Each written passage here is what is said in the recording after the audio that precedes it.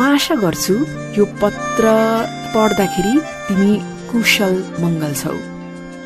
महिनौं भएछ हामी छुट्टिएको, घाउहरू अझै आलो नै छन्, तर समयले मलहम लगाउँछ भन्ने आशा गर्दछु। तिमी मेरो जीवनको सबैभन्दा प्यारो मान्छे।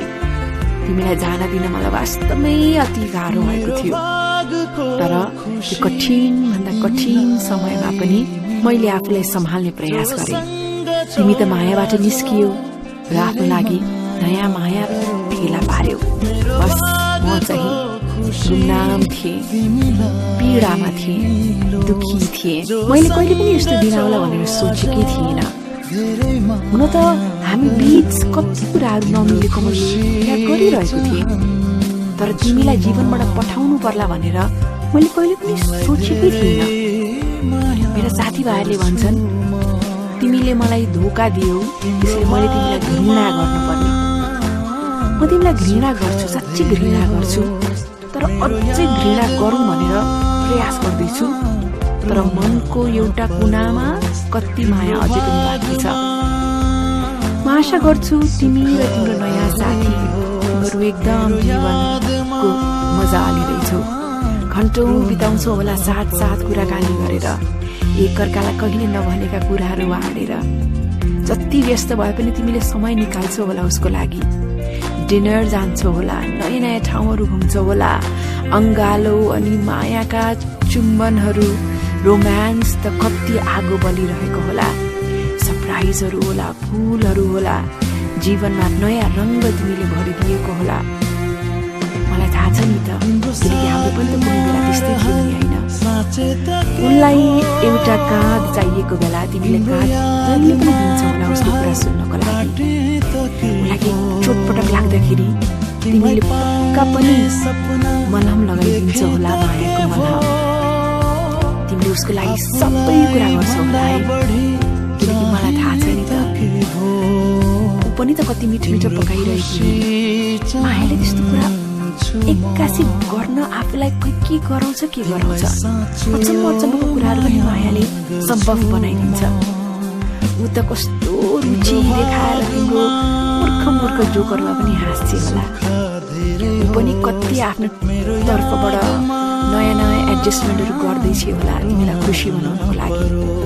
तिमीहरू दुवैजना एकअर्काको लागि त्याग समर्पण पुरा परिवारलाई खुसी राख्नको लागि गर्दैछ होला। हामीले पनि त गरेका थियौँ नि होइन। जब हाम्रो सम्बन्ध सुरु भएको थियो, विवाहको यात्रा सुरु भएको थियो, हामी कति खुसी थियौँ। कसैले पनि हामीलाई छुट्याउन सक्छ जस्तो लाग्दैन थियो। तिमीले आफ्नो व्यस्तता बावजुद पनि मलाई कति समय दिन्थ्यौ। राम्रा राम्रा फुलहरू ल्याएर मलाई सरप्राइज गर्थ्यौ। हामी डिनरमा जान्थ्यौँ, एकअर्कालाई हेरेर घन्टौँसम्म हराउँथ्यौँ। एकअर्काको लागि हामीले कति त्याग समर्पण गरेका छौँ। बिस्तारै बिस्तारै घडी घुम्दै गयो, रोमान्स कम हुँदै गयो। हामी बिस्तारै एकअर्काबाट टाढिँदै गयौँ। डिनर बन्द हुन थाल्यो, फुल बन्द हुन थाल्यो, घुम्ने कुरा बन्द हुन थाल्यो।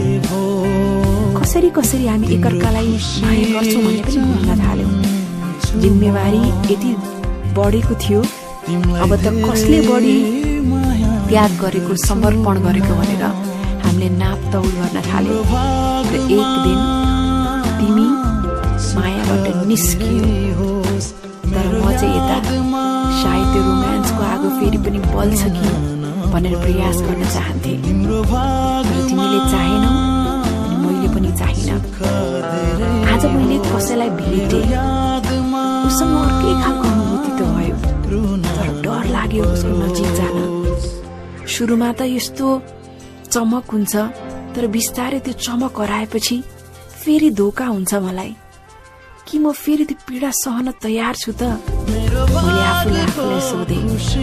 हुन त समयसँगै सबै सम्बन्धमा रोमान्स भन्ने कुरा कम हुँदै जान्छ, कुराकानी कम हुँदै जान्छ, अनि सम्बन्धमा केही बाँकी रहँदैन।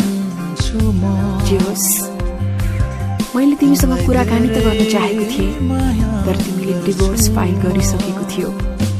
हामीले कहिले आफ्ना सोचाइहरू हामी के कुरा चाहन्छौँ हाम्रा पीडा तनावहरू पुरै गरेनौँ। हामीले एकअर्कालाई टेकन फर ग्रान्टेड गर्यौँ र आज यस्तो दिन आयो ती तनावको यति ठुलो पहाड हामीले बनाएका छौँ। पहाडको माथि बसेर त्यो माया चाहिँ देखिँदैन जुन मायाले सुरुमा हामीलाई साथ ल्याएको थियो।